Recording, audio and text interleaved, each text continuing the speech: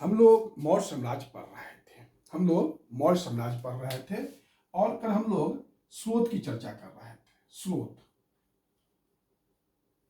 स्रोत में हम लोगों ने साहित्य वाला स्रोत पढ़ा और पुरातात्विक स्रोत पढ़ा, है ना। पुरातात्विक स्रोत पढ़ा। देखिए, साहित्य के स्रोत में मैं जो एक चीज बता रहा था कि अर्थशास्त्र की तुलना,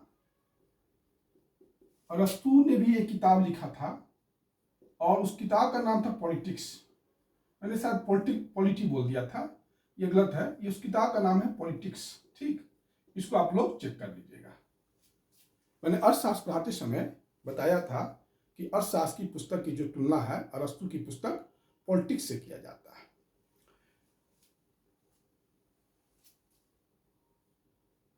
एक मैं और सूचना आपको देना चाहता हूं कि फायान, जब अशोक का अभिलेख है, मैं पढ़ा रहा था कल पुरातात्विक में, तो फायान जो था वह अशोक के अभिलेख को देखा था। कहां देखा था? संकीसा में और पाटलिपुत्र में। संकीसा और वेनसांग कहां देखा था? वेनसांग देखा था राजगृह में और श्रावस्ती में। चीनी तीर्थयात्री थे फायान, चीनी तीर्थयात्री थे, बौद्ध यात्री थे। उन्होंने संकीसा और पाटलिपुत्र में अशोक के अभिलेख को देखा था। वेनसांग भी चीन के ही बौद्ध तीर्थयात्री थे। उन्होंने भी राजगृह में और श्रावस्ती में अशोक के अभिलेख को देखा था। ये 2 पॉइंट मैं चाह रहा था कि आपको फिर से बता दिया जाए। अब हम लोग आते हैं राजनीति, मौर्य काल का राजनीतिक स्थिति पर हम लोग चर्चा करेंगे। मौर्य काल का राजनीतिक स्थिति पर,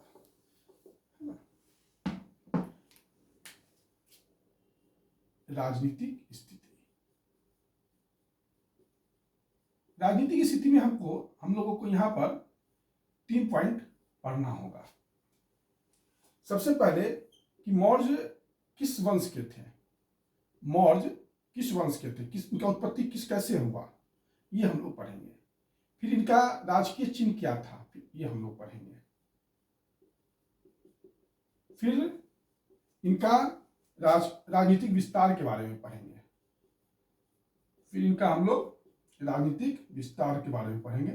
और फिर पढ़ेंगे हम लोग राजत्व के बारे में, राजत्व एवं प्रशासन के बारे में पढ़ेंगे। मौर्यों की राजनीतिक स्थिति का जब हम चर्चा करेंगे तो इतने पॉइंट पढ़ना होगा। मौर्य किस वंश के थे, मौर्य का राजकीय चिन्ह क्या था, मौर्यों का राजनीतिक विस्तार क्या है, मौर्य का राजत्व क्या है, प्रशासन क्या है, ये पढ़ेंगे। सबसे पहले उत्पत्ति हम लोग देखते हैं, उद्भव एवं उत्पत्ति देखते हैं। देखिए, ब्राह्मण ग्रंथ, जैन ग्रंथ और बौद्ध ग्रंथ, यही ग्रंथ है आपके पास। और इस समय यूनानी लेखक आते हैं। इस समय क्या आते हैं? यूनानी लेखक, विदेशी यात्री। तो ब्राह्मण ग्रंथ साफ साफ कहते हैं कि ये शूद्र थे। जैन ग्रंथ कहते हैं कि ये मुखिया थे, गांव के मुखिया थे और मोर पालते थे। बौद्ध ग्रंथ कहते हैं कि ये पिपली वन के क्षत्रिय थे।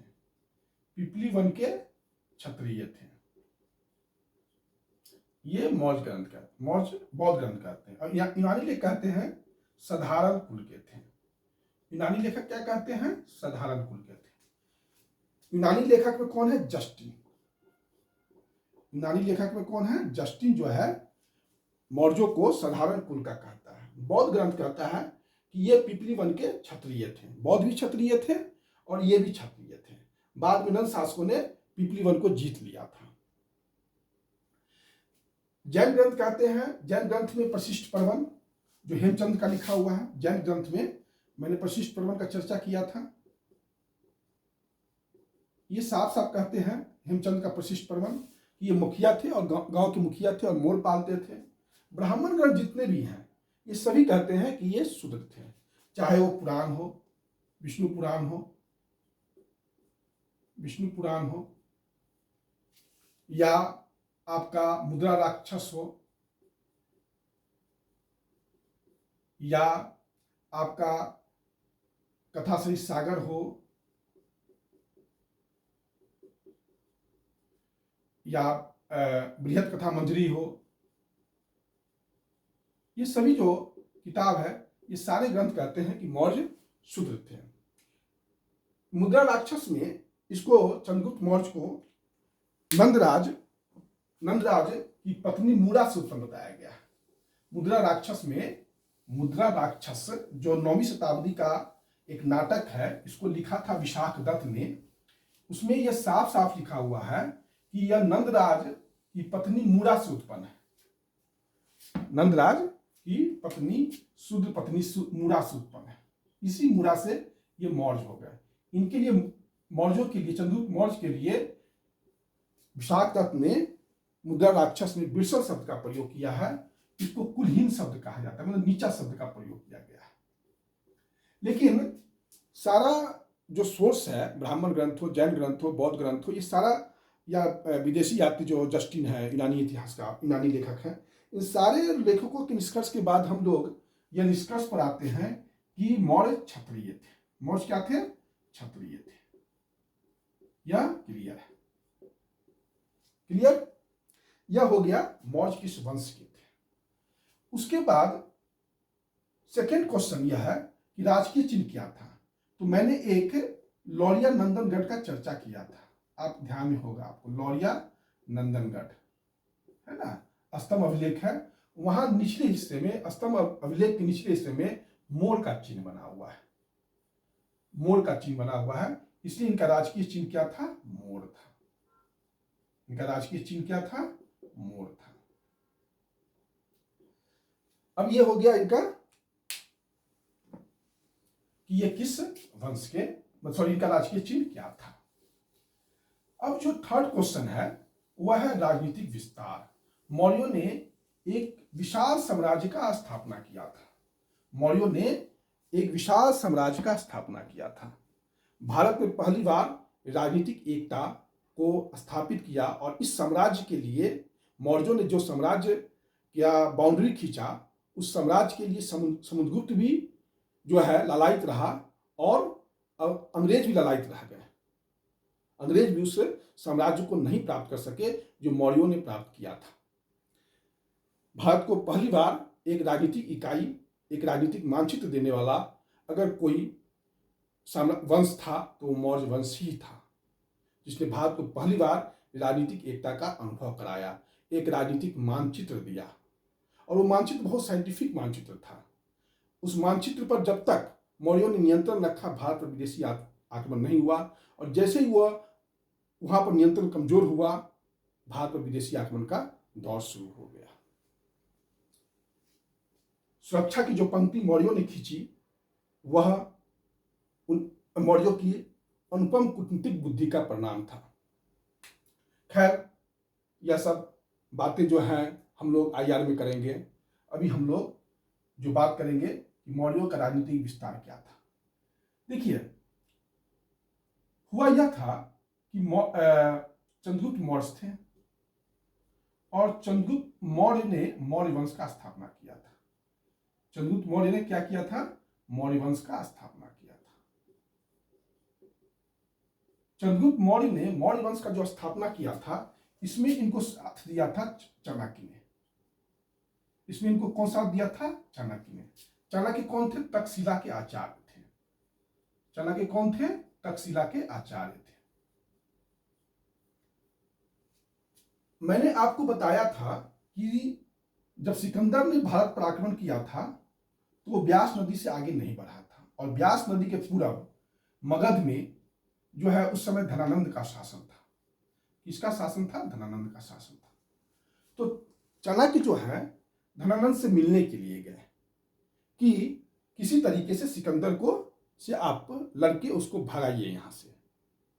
लेकिन धनानंद जो है चाणक्य का अपमान कर दिया, और इस अपमान का उन्होंने कहा कि मैं जब तक धनानंद को समूल नष्ट नहीं करूंगा तब तक मैं अपना सीखा, मतलब जो बाल होता है वो नहीं बांधूंगा, है ना। उन्होंने यह प्रण लिया।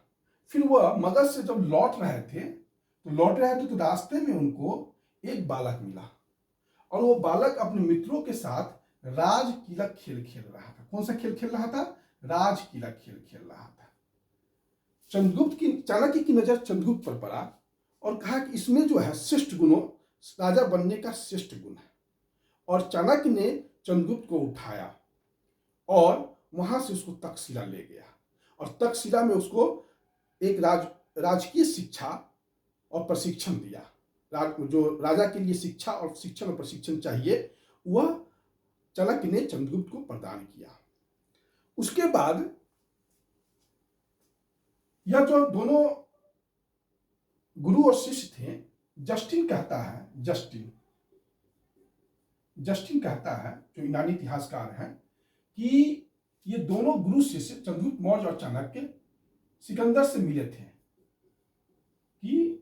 लेकिन सिकंदर इनके व्यवहार से कुपित हो गया और फिर इन लोगों को जान बचाकर वहां से भागना पड़ा था। यह जस्टिन यूनानी इतिहासकार ये विवरण देता है ना, कि चंद्रगुप्त और चाणक्य सिकंदर से मिल चुके थे। अब यहां पर यह कहानी यहीं से समाप्त हुई। 323 बीसी में, या 322 बीसी कहिए, 322 बीसी में चंद्रगुप्त मौर्य ने धनानंद को पराजित किया। 322 बीसी में चंद्रगुप्त मौर्य ने जो है धनानंद को पराजित किया, और मगध की सत्ता पर या पाटलिपुत्र की सत्ता पर मौर्य वंश का अधिकार हो गया। अब यहीं से मौर्य वंश का खेल शुरू होगा। देखिए, चंद्रगुप्त जो है बार बार मगध पर आक्रमण करता था,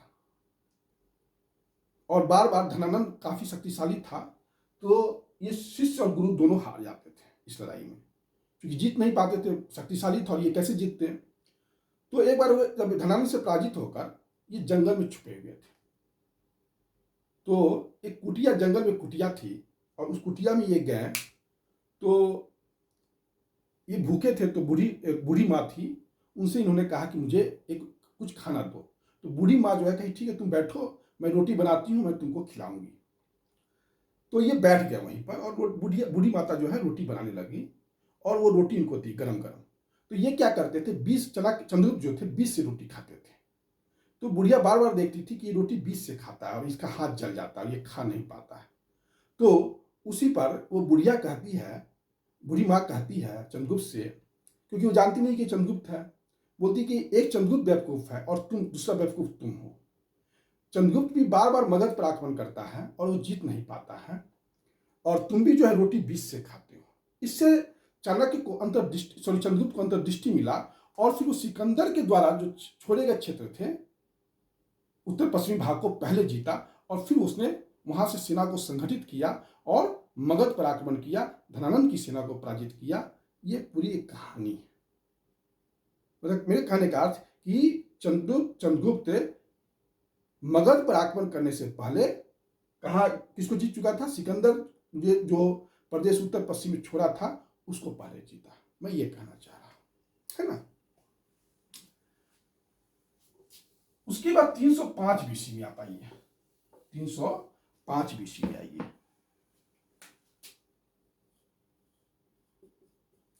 305 बीसी में एक यूनानी राजा था, उसका नाम था सेलुकस निकेटर। उसका नाम क्या था? Seleucus Nicator. और चंद्रगुप्त का लड़ाई होता है, इस दोनों में लड़ाई होता है, और इसमें सेलुकस निकेटर हार जाता है। इसमें क्या होता है? सेलुकस निकेटर हार जाता है। सेलुकस निकेटर जब हार जाता है तो चंद्रगुप्त जो है इसको 500 हाथी देता है हारने के बाद, और बदले में सेलुकस निकेटर क्या करता है कि अपनी बेटी हेलेना का विवाह चंद्रगुप्त मौर्य से कर देता है। बदले में चंद्रगुप्त मौर्य से हेलेना का विवाह कर देता है। दहेज में सेल्यूकस निकेटर चंद्रगुप्त को 4 प्रांत देता है। एरिया का अर्थ हुआ हेरात, हेरात ईरान में है, अफगानिस्तान में है। जेडोसिया, जेडोसिया का अर्थ हुआ बलूचिस्तान। पेरिम पेसुंदोई, पेरिम पोसुंदोई काबुल, और Arachosia Kandahar, Arachosia Kandahar. Kabul, Kandahar, Aria, Herat और बलूचिस्तान, ये सारे क्षेत्र अब चंद्रगुप्त मौर्य के नियंत्रण में आ गए। पता इतना बड़ा इसका उत्तर पश्चिम में सीमा था।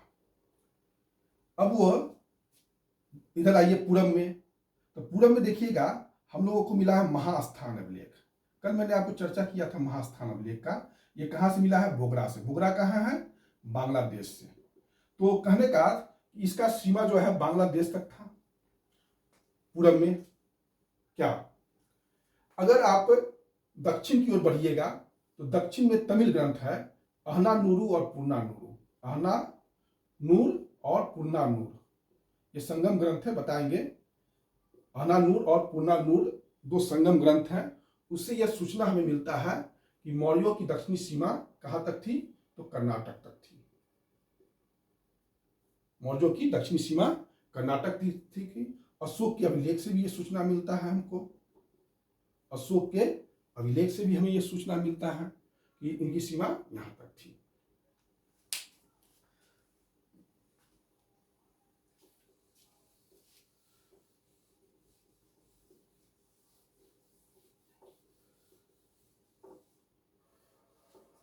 यह हो गया आपका कि मौर्यों का राजनीतिक सीमा कहां से कहां तक था। इसी समय 12 वर्ष का एक अकाल पड़ा। कहां पड़ा? मगध में 12 वर्ष का अकाल पड़ा। चंद्रगुप्त मौर्य भद्रबाहु, जैन गुरु थे भद्रबाहु, उनके साथ चला गया दक्षिण भारत, मैसूर, और सरवन बेलगोला आपको मैंने बताया था। और वहां जाकर संलेखना के द्वारा अपने जीवन का त्याग कर दिया। अपने जीवन का त्याग कर दिया। कहने का अर्थ कि चंद्रगुप्त मौर्य किस धर्म को मानता था? जैन धर्म को।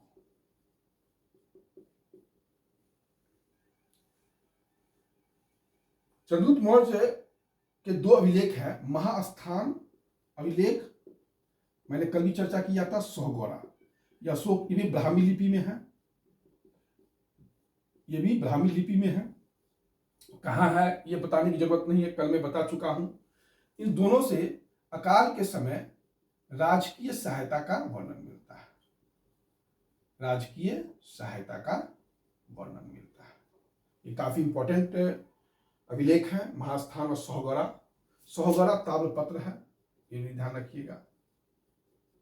ये ताम्रपत्र है और ये अकाल में राज्य के द्वारा जो सहायता मिल रहा है उसका इसमें उल्लेख है। चंद्रगुप्त मौर्य अपने पुत्र के पक्ष में शासन छोड़ देता है। अब शासक बनते हैं बिंदुसार। अब शासक कौन बनते हैं? बिंदुसार। चंद्रगुप्त मौर्य का शासन कब से कब तक था? चंद्रगुप्त मौर्य का शासन कब से कब तक था? तो 322 बीसी से 298 बीसी। और बिंदुसार का जो शासन होगा वो 290 बीसी से 273 बीसी। ये है। बिंदुसार को यूनानी लेखक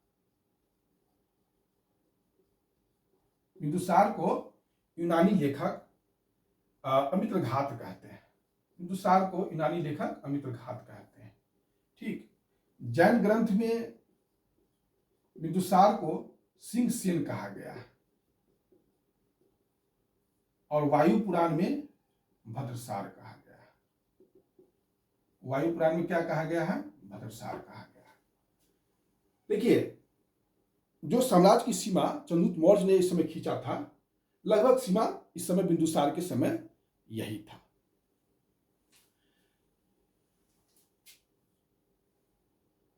जैसे यूनानी लेखक ने चंद्रगुप्त को बिंदुसार को अमित्र घात कहा है, उसी प्रकार यूनानी लेखक ने जो है चंद्रगुप्त मौर्य को भी सेंड्रोकोटस कहा है, सेंड्रोकोटस कहा है।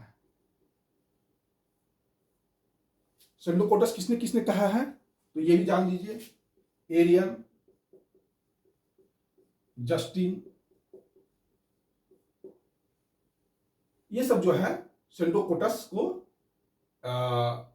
ये सब इन लोगों ने चंद्रगुप्त मौर्य को सेंड्रोकोटस कहा। एरियन हुआ, जस्टिन हुआ, और दो आदमी जो है एंड्रोकोटस भी कहा चंद्रगुप्त मौर्य को, एंड्रोकोटस, एपियानस और प्लूटार्क।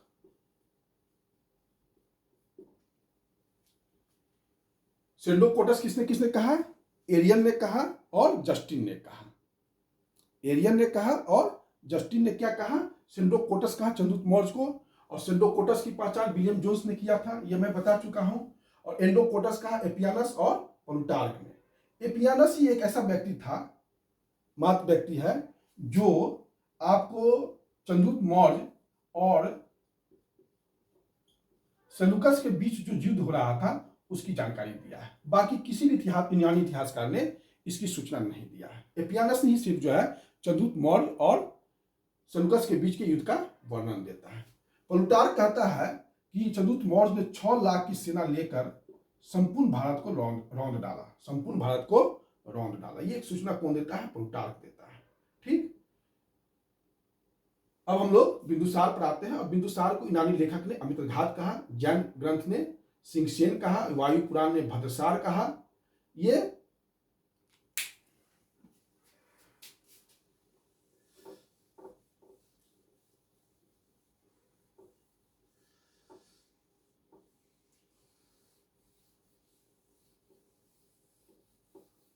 बिंदुसार जो है सीरिया के शासक, बिंदुसार जो है सीरिया का शासक है एंटियोकस प्रथम। सीरिया का शासक है एंटियोकस प्रथम। एंटियोकस प्रथम ने सीरिया के शासक, बिंदुसार ने सीरिया के शासक एंटियोकस प्रथम से 3 चीज मांगा। क्या क्या मांगा? क्योंकि मैत्रीपूर्ण संबंध था, तो मीठी शराब, सूखा अंजीर और दार्शनिक, 3 चीज मांगा था। किससे मांगा था बिंदुसार ने? सीरिया के शासक एंटियोकस प्रथम से। और सीरिया के शासक एंटियोकस प्रथम ने मीठी शराब तो दे दिया, सूखा अंजीर भी दे दिया, लेकिन दार्शनिक नहीं दिया। और कहा कि हमारे यहाँ यूनान में कानून नहीं है कि दार्शनिकों का क्रय विक्रय किया जाता, इसलिए हम आपको दार्शनिक नहीं देंगे। एंटियोकस प्रथम ने बिंदुसार के दरबार में डाइमेकस को भेजा था, राजदूत बनाकर डाइमेकस को भेजा था। मैंने मेगास्थनीज की चर्चा किया था, इंडिका लिखा था, चंद्रगुप्त मौर्य के दरबार में रहा था, सेल्यूकस निकेटर ने उसको भेजा था। उसी प्रकार सीरिया के राजा एंटियोकस प्रथम ने डाइमेकस को भेजा था।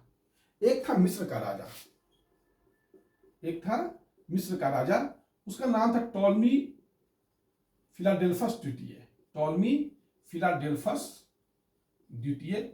इसने डायनोसियस को बिंदुसार के दरबार में भेजा था। इसने डायनोसियस को बिंदुसार के दरबार में भेजा था।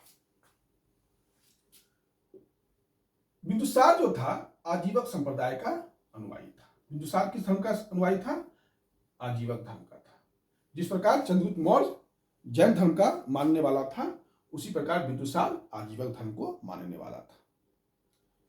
कहने का अर्थ कि यहां पर धर्म को मानना किसी भी राजा के लिए अपनी व्यक्तिगत स्वतंत्रता था। ये नहीं था कि चंद्रगुप्त मौर्य जैन धर्म को मानते थे तो ये उनका बेटा भी जो है जैन धर्म को ही मानना है, वो आजीवक धर्म को मान रहा है।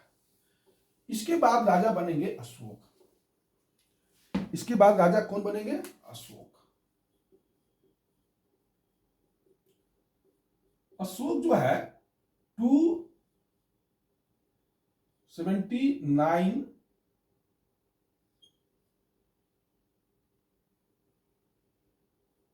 BC से 232 BC, है ना। अशोक को राजा बनने में 4 वर्ष लग गया।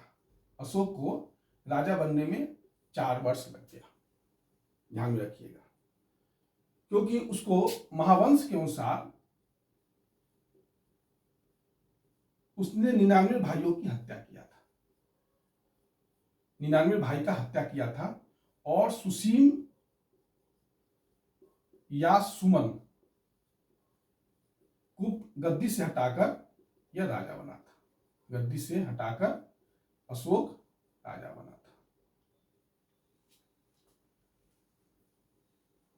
क्लियर। अशोक जो है 4 वर्ष तक उसको अपने भाइयों से युद्ध लड़ना पड़ा, फिर जाके वह राजा बना था। अपने 99 भाइयों को उसने मारा था, सुसीम या सुमन को उसने गद्दी से हटाया था, फिर जाकर वह राजा बना।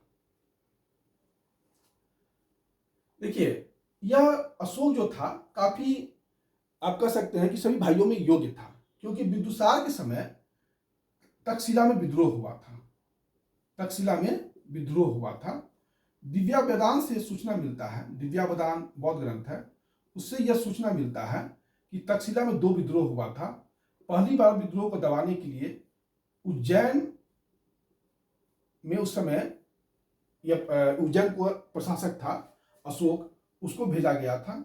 फिर दूसरी बार सुसीम को भेजा गया था, फिर दूसरी बार सुसीम को भेजा गया था तक्षशिला में जो विद्रोह हुआ था उसको दबाने के लिए। इसने देवानंद प्रिय का उपाधि लिया, प्रियदर्शी का उपाधि लिया।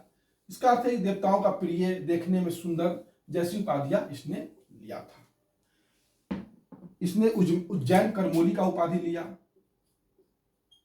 उज्जैन करमोली का उपाधि लिया।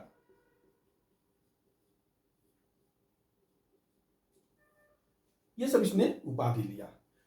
जैसे मास्की जो लघु शिलालेख है उसमें उसने अपने आप को बुद्ध शाक्य का उपाधि लिया। बुद्ध शाक्य कहा अशोक ने अपने आप को, है ना।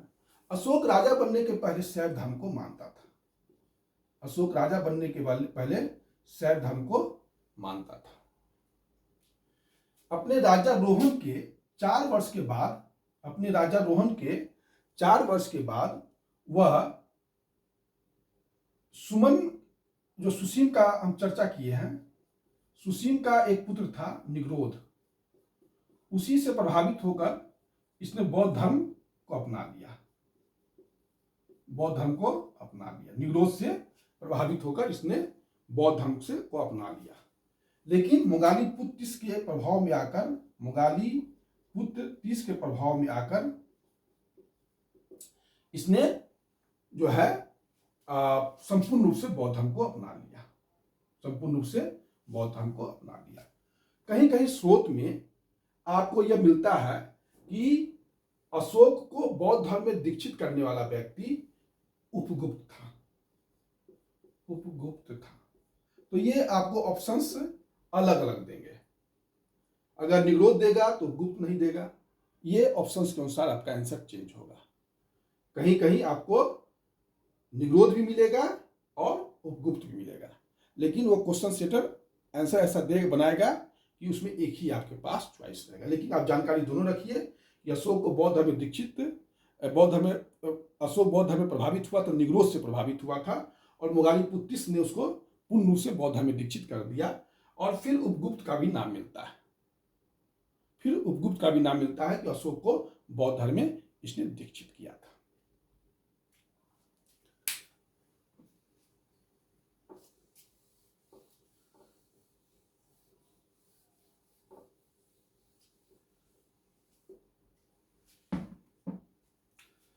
अशोक की मां का नाम था शुभदांगी, शुभदांगी। अशोक की पत्नी का नाम सब है, कुछ कुछ जो इंपॉर्टेंट है वो आप जान लीजिए। तिसरक्षिता, महादेवी, कारुवाकी, पद्मावती। जब वह उज्जैन में गवर्नर था अशोक, तो उसने वहां की विदिशा की राजकुमार एक विदिशा महादेवी से शादी किया था। वो विदिशा की ही थी, एक व्यापारी की पुत्री थी, उसी से महादेवी से अशोक ने शादी किया था। और इससे अशोक के 2 पुत्र हुए थे, एक पुत्र और एक पुत्री हुआ था। पुत्र का नाम था महेंद्र और पुत्री का नाम था संघमित्रा। पुत्री का नाम संघमित्रा था। इन दोनों को, महेंद्र और संघमित्रा को, इसने श्रीलंका में बौद्ध धर्म के प्रचार के लिए भेजा और बोधि वृक्ष लेकर भेजा। और इन दोनों को छोड़ने के लिए तामलिप्ति बंदरगाह बंगाल में है, वहां तक गया था। अशोक जो महादेवी का पुत्र था, अशोक और महादेवी से उत्पन्न पुत्र महेंद्र और संघमित्रा को बौद्ध धर्म का प्रचार श्रीलंका में करने के लिए बोधि वृक्ष के साथ भेजा था। और इन दोनों को छोड़ने के लिए तामलिप्ति बंदरगाह तक गया था, जो तामलिप्ति बंदरगाह बंगाल में है ना। देखिए, बौद्ध ग्रंथ में जो चर्चा मिलता है कि महेंद्र और कुणाल अशोक के 2 पुत्र थे और संघमित्रा और चारुमती पुत्री थी, 2, है ना। कारुवाकी, और लेकिन जो कारुवाकी का चर्चा रानी कौशाम्बी अभिलेख में मिलता है, रानी के रूप में। और उसी में एक पुत्र का उल्लेख है तीवर। तीवर का भी उल्लेख है। मैंने बताया था कि अशोक का पुत्र तीवर का भी उल्लेख है रानी के अभिलेख में, कौशाम्बी के अभिलेख में। और राजतरंगिणी जो है, एक पुस्तक का नाम है जो कश्मीर के इतिहास के बारे में हमें जानकारी देता है। राजतरंगिणी कल्हण ने लिखा था। राजतरंगिणी क्यों लिखा था? कल्हण ने लिखा था। वो सूचना देता है कि इसका एक बेटा का नाम जालौक भी था। इसके एक बेटा का नाम जालौक भी था। अपने राज्याभिषेक के 8वें वर्ष अशोक ने कलिंग जीता। अशोक ने क्या जीता? कलिंग जीता। और कलिंग में उस समय नंदराज नाम का कोई शासक था। अशोक ने कलिंग में नंदराज को पराजित किया। और इसी युद्ध में जो बहुत भयंकर मतलब आप कह सकते हैं रक्तपात अशोक ने किया था, तो उसके बाद इसने भेरी घोष के बदले धमघोष का कि अब जो है अशोक लड़ाई नहीं करेगा, अशोक जो है अब धर्म का प्रचार करेगा। वो कलिंग युद्ध के बाद ही उसके हृदय विदारक घटना को देखकर उसका हृदय परिवर्तन हुआ था। कलिंग युद्ध हुआ था शासन के 8वें वर्ष 269 BC, सॉरी 261 BC में वह अशोक ने कलिंग युद्ध जीता था, शासन के 8वें वर्ष। देखिए, अशोक का शासन जो था वो 273 में वो बना था, लेकिन 4 वर्ष उसको लग गया था शासक बनने में। तो 269 BC में वो जाकर वो शासक बना था। मैंने पहले कुछ देर पहले बताया था कि 273 BC में वह गद्दी पर तो बैठा, लेकिन उसको अपने 99 भाइयों से लड़ना था। और इस लड़ाई में उसको राधा गुप्त नाम का मंत्री साथ दिया था। अशोक को राधा गुप्त नाम का मंत्री साथ दिया था। जैसे चंद्रगुप्त मौर्य को चाणक्य ने साथ दिया था, उसी प्रकार अशोक को राधा गुप्त ने 99 भाइयों को पराजित कर और सुसीम को हटाकर गद्दी पर बैठाने में राधा गुप्त ने अशोक को मदद किया था। तो 261 BC में अशोक ने शासन के 8वें वर्ष में कलिंग को जीता। देखिए, कलिंग जितना इसलिए जरूरी था क्योंकि बाकी क्षेत्र तो चंद्रगुप्त ने जीत लिया था। कलिंग जो था दक्षिण भारत जाने का एकमात्र रास्ता था, और दक्षिण के साथ होने वाला व्यापार के लिए यह बहुत ही इंपॉर्टेंट रास्ता था। उत्तर और दक्षिण के बीच जो व्यापार होता, उसके लिए कलिंग जीतना बहुत जरूरी था। इसलिए कलिंग जो है व्यापार जीतने के उद्देश्य से बनाया गया था। लेकिन अर्थशास्त्र में कहता है, अर्थशास्त्र में लिखा हुआ है कि कलिंग में हाथी बहुत अच्छा मिलता है। और मैंने क्लास पढ़ाते समय जब मगध साम्राज्यवाद भी पढ़ाया था, तो मैंने आपको बताया था कि कलिंग और अंग में हाथी बहुत अच्छे मिलते थे। तो अर्थशास्त्र भी कहता है कि हाथी जीतने के लिए कलिंग को जीतना, अच्छे हाथी को प्राप्ति के लिए कलिंग को जीतना अनिवार्य है। लेकिन जो इसका मूल उद्देश्य था कि दक्षिण के साथ होने वाला जो व्यापार है उसको आसान बनाना, इसलिए कलिंग जीता गया। कलिंग युद्ध का जो वर्णन है अशोक अपने 13वें शिलालेख में करता है। अशोक अपने 13वें शिलालेख में करता है।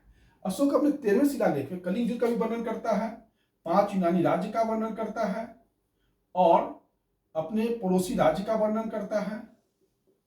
पड़ोसी राज्य कौन कौन है? तो चेर, चोल, पांडे, केरलपुत्र, सत्यपुत्र, ताम्रपर्णी, ये जो पड़ोसी राज्य है ये 13वां में भी उल्लेख है और दूसरा में भी उल्लेख है। ये मैंने आपको कल बृहद शिलालेख पढ़ाते समय आपको बताया था, आप लोग को याद होना चाहिए। इन पड़ोसी राज्य को अशोक प्रत्यंत राज्य कहता है। अशोक के उल्लेख में प्रत्यंत कहा गया, मतलब सीमा वाले राज्य। यहां तक आप लोगों को मेरे ख्याल से दिक्कत नहीं हो रहा होगा। अशोक जब कलिंग को जीता तो प्रशासनिक सुविधा के लिए कलिंग को उसने 2 भाग में बांट दिया, धौली और जोगर। धौली की राजधानी बनाया तोसली और जोगर की राजधानी बनाया समापा।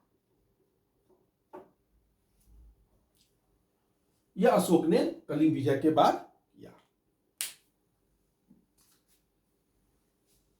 शासन के अंतिम दिनों में अशोक अपनी रानी तिस्रक्षिता के प्रभाव में आ गया और सारा शासन जो है तिस्रक्षिता ही संभालने लगी।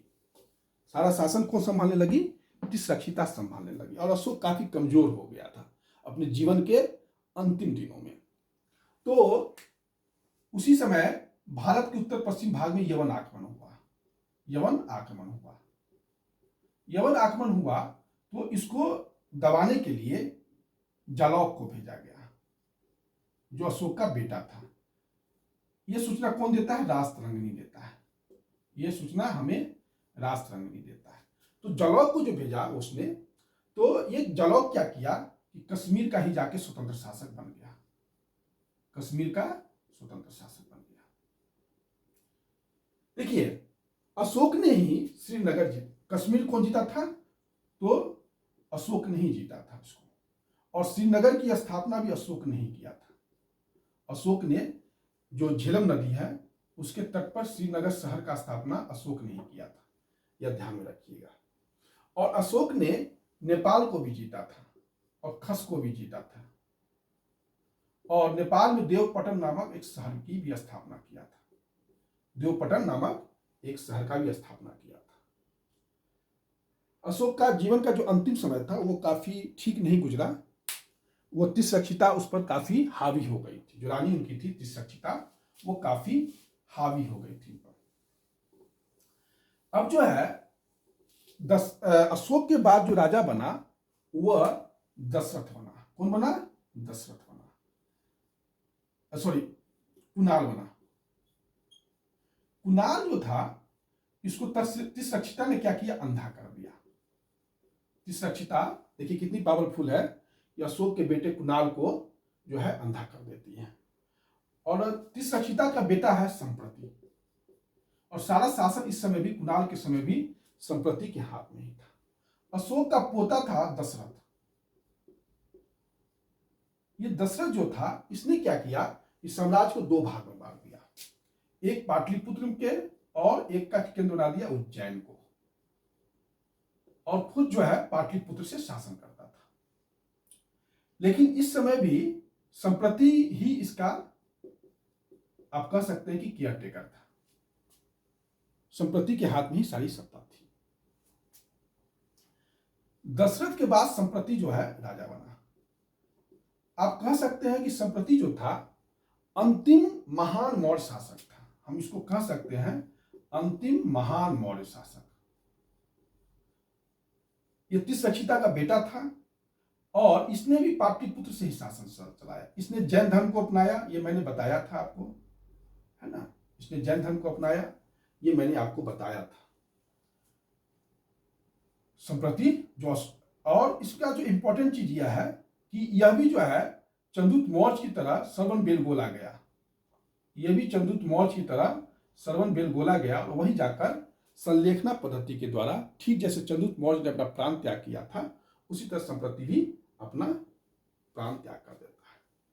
संप्रति के बाद राजा बनते हैं शालीसुख।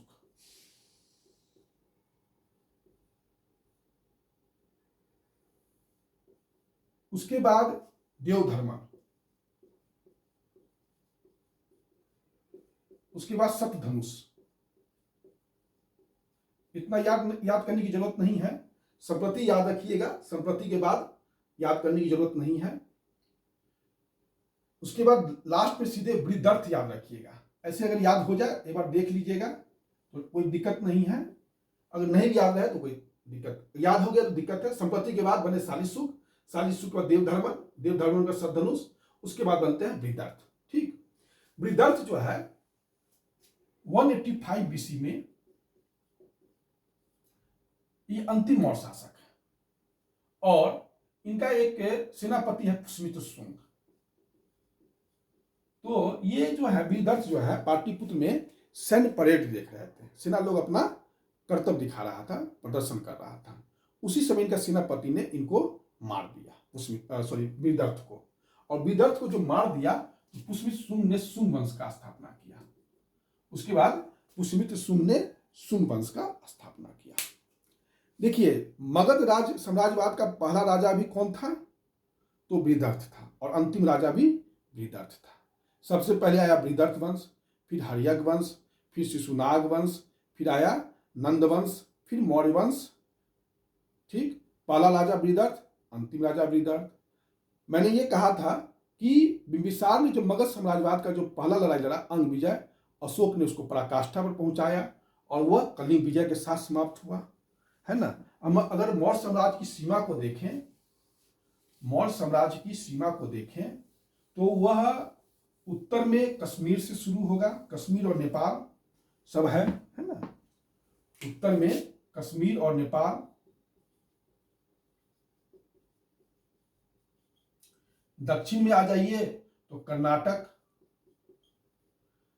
बांग्लादेश पूर्व में, और पश्चिम में ईरान तक चला गया सीमा। तो ये इतना बड़ा इसका सीमा था।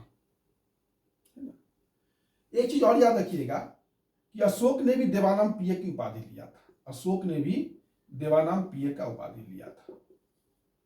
और यह उपाधि अशोक का पोता भी लिया, दशरथ, देवानामप्रिय का उपाधि।